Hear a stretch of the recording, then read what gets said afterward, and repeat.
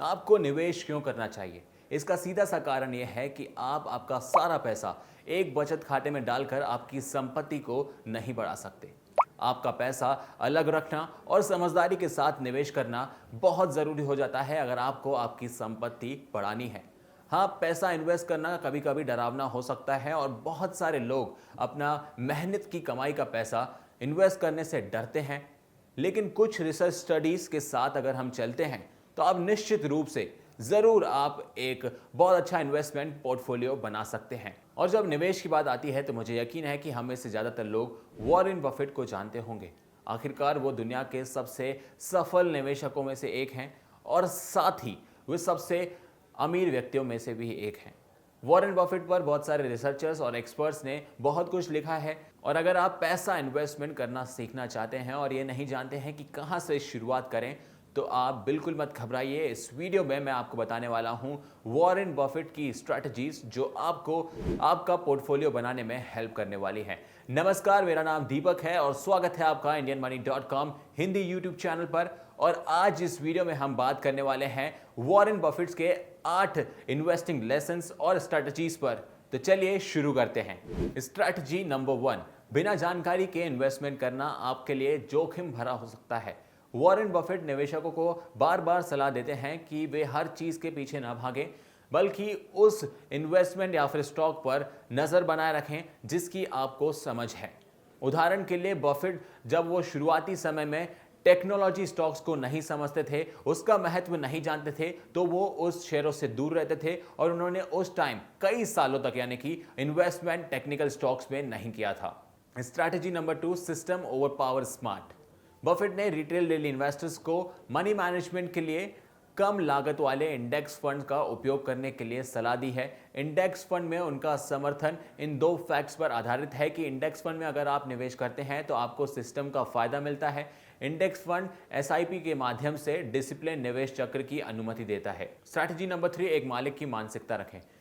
Warren Buffett के नजरिए से एक स्टॉक खरीदना एक बिजनेस खरीदने जैसा है और उसी तरीके का हमें हार्डवर्क और एनालिसिस करना चाहिए जैसा कि हम बिजनेस खरीदते समय करते हैं। उन्होंने कहा है कि जब आप किसी स्टॉक में इन्वेस्टमेंट करते हैं तो बहुत हार्डवर्क करिए, बहुत ज़्यादा एनालिसिस करिए और फिर सोच समझकर उसमें इन्वेस्टमेंट करिए। ऐसा ही कुछ वॉरेन बफेट ने भी किया था जब उन्होंने कोको कोला, अमेरिकन एक्सप्रेस और उनके कई सारे इन्वेस्टमेंट्स में जब उन्होंने निवेश किया था तो उन्होंने यही मानसिकता अपनाई थी।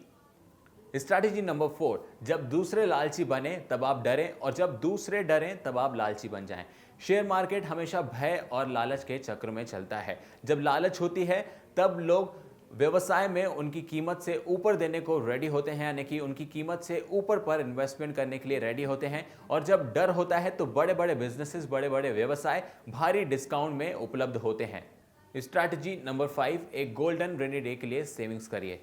बफेट ने 2016 में लिखा था कि हर दशक के आसपास काले बादल आर्थिक आसमान को भर देंगे और उस समय सोने की बारिश होगी, यानी कि उनका यह मतलब था कि हर 10 साल के आसपास शेयर मार्केट में भारी गिरावट आती है और ये वो अवसर होता है जहां पर आप इन्वेस्टमेंट कर सकते हैं और इसके लिए आपको सेविंग्स करनी चाहिए। स्ट्रैटेजी नंबर 6, कभी इस मानसिकता से इन्वेस्टमेंट मत करिए कि कंपनी सस्ती है। कभी कभी सस्ती कंपनियां आपको आकर्षित कर सकती हैं इन्वेस्टमेंट करने के लिए, लेकिन ये जोखिम भरा हो सकता है। वो आपको एक्सपेक्टेड रिजल्ट देने में कभी डिसअपॉइंट भी कर सकती हैं और ऐसा ही कुछ वॉरेन बफेट के साथ भी हुआ था। उनके कुछ खराब डिसीजंस और इन्वेस्टमेंट्स के कारण उन्होंने एहसास किया कि सस्ती कंपनियां हमेशा सस्ती ही रहती हैं, वे हमेशा के लिए लॉन्ग टर्म रिटर्न या फिर बड़ा रिटर्न नहीं देती हैं। दूसरे शब्दों में वॉरेन बफेट ने एक उचित कंपनी को एक उचित मूल्य पर खरीदने के बजाय एक उचित मूल्य पर एक महान कंपनी को खरीदने को बताया है। स्ट्रैटेजी नंबर 7, समय अद्भुत व्यवसाय का मित्र है। वॉरेन बफेट ने निवेश में टाइम का महत्व समझा और कंपाउंडिंग का उन्होंने फायदा उठाया। वास्तव में कंपाउंडिंग इस बात में दिखाई देती है कि पिछले 10 सालों में जितना रिटर्न उन्होंने पाया है वो उनके 50 साल के रिटर्न से अधिक है, जिससे कि उनकी इंडिविजुअल संपत्ति की ग्रोथ भी हुई है। स्ट्रैटेजी नंबर 8, कभी भी उधार का पैसा लेकर स्टॉक्स को नहीं खरीदें।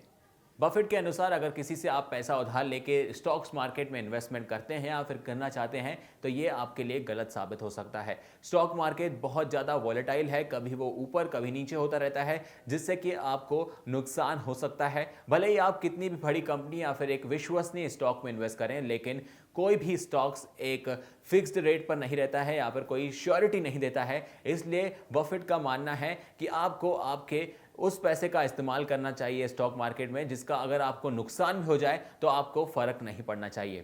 तो आज के इस वीडियो में बस इतना ही। अगर आपको ये इन्फॉर्मेशन और वीडियो पसंद आया हो तो प्लीज इस वीडियो को लाइक करिए, कमेंट करिए, शेयर करिए और हमारे यूट्यूब चैनल को सब्सक्राइब करिए। चलिए मिलते हैं अगले वीडियो में। अगर आप financial planning, fixed deposit, finance, business, agriculture या लाइफस्टाइल जैसे कोर्सेज के बारे में जानना चाहते हैं या फिर पढ़ना चाहते हैं तो आप जल्दी से हमारे फाइनेंशियल फ्रीडम ऐप को डाउनलोड कर सकते हैं। वहां पर इन सब से रिलेटेड आपको कोर्सेज मिल जाएंगे। धन्यवाद।